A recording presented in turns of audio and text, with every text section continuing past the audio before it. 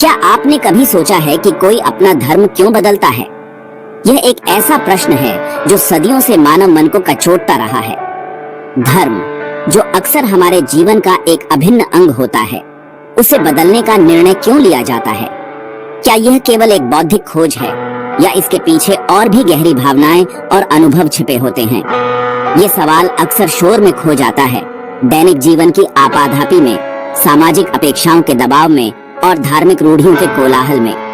हम अक्सर सतही उत्तरों से संतुष्ट हो जाते हैं, बिना यह जाने कि इस प्रश्न की गहराई में कितने जटिल कारण छिपे हो सकते हैं। लेकिन इसके पीछे गहरे व्यक्तिगत संघर्ष छुपे होते हैं। यह केवल एक धार्मिक परिवर्तन नहीं है, बल्कि एक आंतरिक क्रांति है। एक व्यक्ति अपने विश्वासों, मूल्यों और अपनी पहचान के साथ जूझता है। यह एक ऐसा युद्ध है जो अकेले लड़ा जाता है, अक्सर अंधेरे में, जहां कोई भी सुनने वाला नहीं होता। धर्म परिवर्तन सिर्फ एक ऐलान नहीं, यह कोई राजनीतिक घोषणा या सामाजिक प्रदर्शन नहीं है। यह एक व्यक्तिगत निर्णय है जो किसी के दिल और दिमाग में धीरे धीरे पकता है, बल्कि आत्मा की गहराई में उतरने की यात्रा है। यह एक खोज है, एक अन्वेषण है, जहां व्यक्ति अपने अस्तित्व के अर्थ को समझने की कोशिश करता है। यह एक ऐसा मार्ग है जो अनिश्चितताओं से भरा होता है, लेकिन यह आत्म खोज और आत्म साक्षात्कार की ओर ले जाता है। दुनिया सिर्फ नतीजा देखती है, वे केवल अंतिम परिणाम को देखते हैं। एक व्यक्ति ने एक धर्म छोड़ दिया और दूसरे को अपना लिया। वे इस परिवर्तन के पीछे की कहानी को नहीं जानते, उन संघर्षों को नहीं समझते जो इस निर्णय तक ले गए। लेकिन असली सफर भीतर चुपचाप चलता है। यह एक मौन क्रांति है जो किसी के दिल में घटित होती है। यह एक ऐसा परिवर्तन है जो बाहरी दुनिया से छिपा हुआ होता है, लेकिन यह व्यक्ति के जीवन को हमेशा के लिए बदल देता है। ये कहानी है आरव की, एक ऐसा युवक जो अपने धर्म के साथ संघर्ष कर रहा था, जो अपने विश्वासों पर सवाल उठा रहा था और जो सच्चाई की तलाश में था, जिसने बगावत नहीं बल्कि सच्चाई की तलाश की। उसने अपने परिवार, अपने समाज और अपनी संस्कृति के खिलाफ जाने का फैसला किया, लेकिन यह विद्रोह नहीं था। यह एक ईमानदार खोज थी, एक सच्चा प्रयास था अपने जीवन के उद्देश्य को खोजने का। धर्म बदलना गद्दारी नहीं, ये किसी के पूर्वजों या परंपराओं के साथ विश्वासघात नहीं है, बल्कि खुद से ईमानदारी है। यह अपने आप के प्रति सच्चा रहने का साहस है, भले ही इसका मतलब यह हो कि आपको दूसरों की अपेक्षाओं के खिलाफ जाना पड़े। समाज धर्म को पहचान बना देता है। यह हमें बताता है कि हम कौन हैं, हम कहां से आते हैं और हम किस समुदाय का हिस्सा हैं। उससे अलग होना शून्य में कूदने जैसा है। यह एक अज्ञात क्षेत्र में प्रवेश करने जैसा है, जहां कोई सुरक्षा नहीं है, कोई सहारा नहीं है और कोई मार्गदर्शन नहीं है। ये सफर फैसले नहीं, समझ और संवेदना मांगता है। हमें उन लोगों के प्रति सहानुभूति रखनी चाहिए जो अपने धर्म को बदलने का फैसला करते हैं, और हमें उनके निर्णयों का सम्मान करना चाहिए, भले ही हम उनसे सहमत न हों। आरव की कहानी हमें याद दिलाती है कि हर व्यक्ति का अपना अनूठा मार्ग होता है और हमें दूसरों के रास्तों का सम्मान करना चाहिए। कि सबसे गहरे बदलाव दिल के शांत कोनों में होते हैं। यह एक आंतरिक प्रक्रिया है जो बाहरी दुनिया से छिपी हुई होती है, लेकिन यह व्यक्ति के जीवन को हमेशा के लिए बदल देती है। असली जवाब अक्सर उसी सफर में छुपा होता है, उस खोज में, उस संघर्ष में और उस आंतरिक क्रांति में, जिसे सिर्फ वही जान सकता है जो उस रास्ते पर चला हो। केवल वही व्यक्ति जो उस अनुभव से गुजरा है वास्तव में समझ सकता है कि धर्म परिवर्तन का क्या मतलब है। चलिए आरव के सवालों के साथ इस यात्रा की शुरुआत करते हैं। आइए हम उसके संघर्षों को समझने की कोशिश करें और उसके अनुभवों से सीखें। आइए हम इस जटिल और संवेदनशील विषय पर एक खुली और ईमानदार बातचीत करें। आरव का बचपन परंपराओं में डूबा था। हर सुबह पूजा, हर त्योहार उत्सव, परिवार की आस्था उसकी दुनिया की नींव थी। दादी की कहानियां, मंदिर में दीपक, ये सब उसे सुकून देते थे। समुदाय में उनका परिवार सम्मानित था और आरव से उम्मीद थी कि वो परंपरा निभाएगा। इस निश्चितता में एक अलग ही सुंदरता थी। पता था कि वो कौन है, लेकिन इसी सुकून में आरव के मन में धीरे धीरे सवाल जन्म लेने लगे। ये बगावत नहीं थी, बस एक शांत जिज्ञासा थी। क्या वही भक्ति उसके दिल में भी है या वो बस निभा रहा है?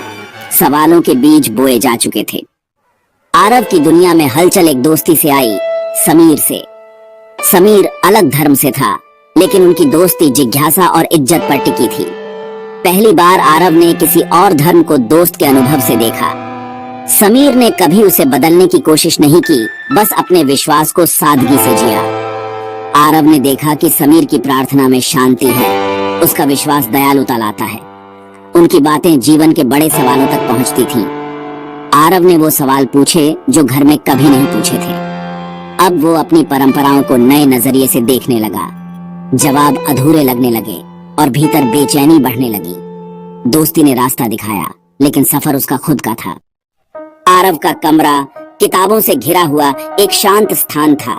ये सिर्फ 4 दीवारों से बना कमरा नहीं था, बल्कि उसकी अपनी दुनिया थी। लेकिन धीरे धीरे वही कमरा एक युद्ध भूमि बन गया। विचारों का युद्ध, मान्यताओं का युद्ध और खुद को खोजने का युद्ध। हर तरफ खुली किताबें उसके संघर्ष को दर्शा रही थीं। उसने अपने धर्म के ग्रंथों को नए नजरिए से पढ़ा, हर शब्द को तोलते हुए, हर पंक्ति में छिपे अर्थ को समझने की कोशिश करते हुए। पहले जो बातें मानी हुई थी, अब उन पर सवाल उठने लगे थे। फिर उसने दूसरे धर्मों की किताबें भी पढ़ना शुरू कर दी। बाइबल, कुरान, बौद्ध धर्म के ग्रंथ, हर किताब में उसे मानवता के लिए एक संदेश मिला। वो समझने लगा कि शायद रास्ते अलग हैं, लेकिन मंजिल एक ही है। हर किताब एक नई बातचीत थी, एक सवाल था, एक जवाब था। आरव खुद उन किताबों से बातें करने लगा, अपने मन में सवाल पूछता और उन किताबों में जवाब ढूंढता। हर पन्ना एक नई खोज, एक नई सोच, एक नई दिशा। वो हर पन्ने को बड़ी उत्सुकता से पलटता, जैसे कोई खजाना ढूंढ रहा हो। उसे महसूस हुआ कि सभी धर्म प्रेम, शांति और करुणा की ओर इशारा करते हैं। इंसानियत ही सबसे बड़ा धर्म है। ये बात उसके दिल में बैठ गई। उसे लगा कि धर्म के नाम पर जो लड़ाइयां होती हैं, वो कितनी बेमानी है। उसने अपने सवाल पिता से साझा किए।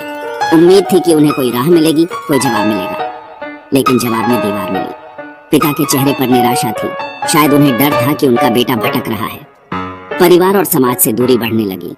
लोग उसे शक की निगाह से देखने लगे, जैसे उसने कोई गुनाह कर दिया हो। वो दोहरी जिंदगी जी रहा था। एक तरफ घर में आज्ञाकारी बेटा, जो अपने माता पिता की हर बात मानता है, उनकी परंपराओं का सम्मान करता है, और दूसरी तरफ भीतर बेचैन खोजी, जो सच की तलाश में भटक रहा है। उसकी डायरी उसकी सच्ची साथी बन गई। वो अपने सारे सवाल, अपनी सारी उलझनें, अपनी सारी भावनाएं उस डायरी में लिखता था। क्या मैं संस्कृति से प्यार कर सकता हूँ, पर धर्म से नहीं?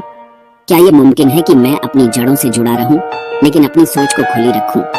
क्या मैं अपने भीतर की आवाज के साथ ईमानदार रह सकता हूँ, भले ही वो आवाज दूसरों को पसंद न आए? क्या मैं वो बन सकता हूँ जो मैं सच में हूँ?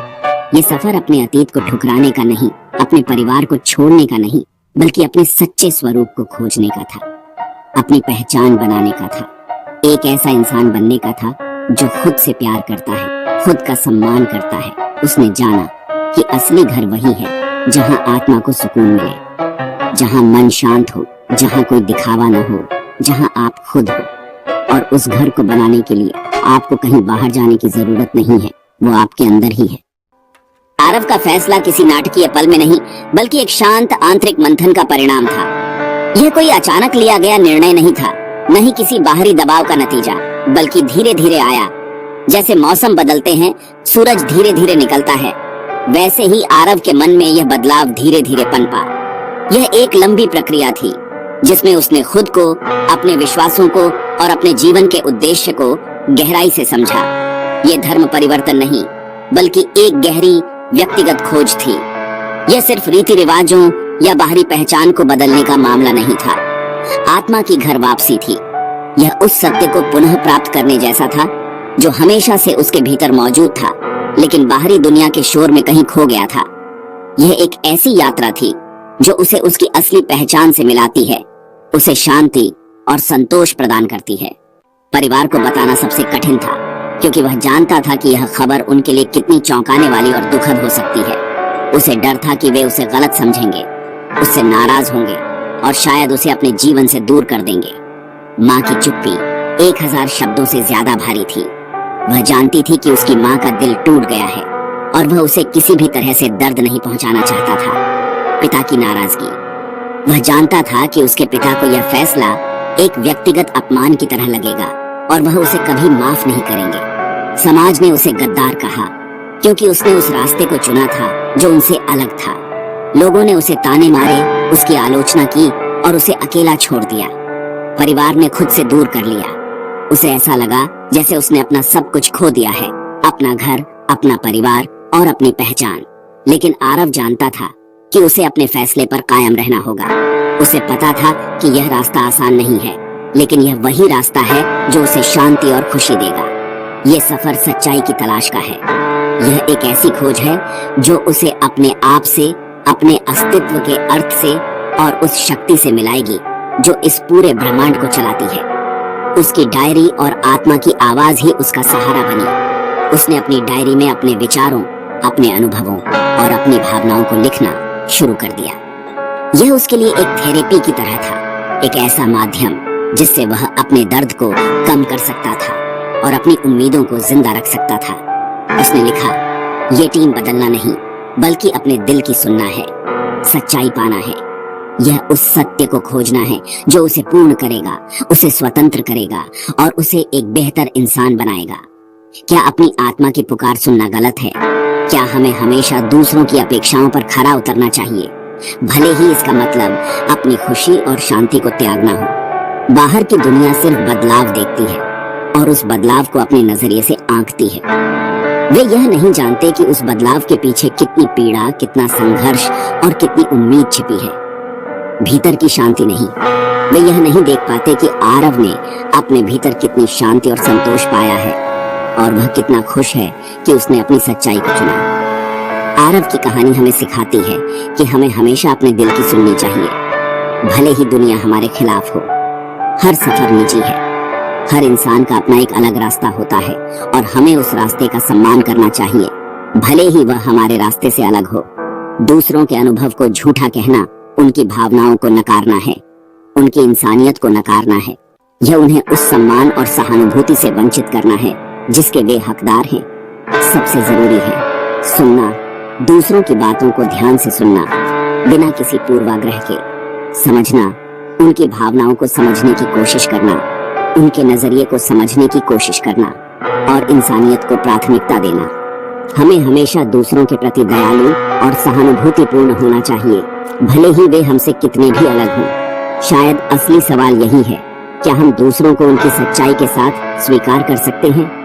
क्या हम समझ सकते हैं जब कोई अपनी सच्चाई चुनता है?